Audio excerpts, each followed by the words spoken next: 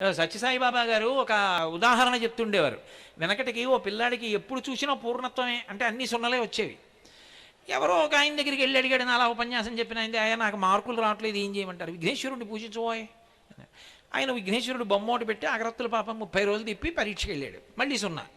ఎందుకు ఇది? ఇంకో ఆయన అడిగాడు, ఏదో అమ్మవారిని పూజించు, శారదని పూజించు. ఈ విఘ్నేశ్వరుడిని అలా పెట్టేసి దూరంగా అమ్మవారిని తెచ్చిపెట్టి సరస్వతీదేవికి అగరత్తులు పెట్టాడు, మళ్ళీ రాలా, పక్కన పెట్టేశాడు. ఇంకో ఆయన్ని అడిగాడు, శివుణ్ణి పెట్టబోయే, జ్ఞానం ఇస్తాడు అన్నాడు. శివుణ్ణి పెట్టి అగరత్తులు ధూపం వేస్తున్నాడు.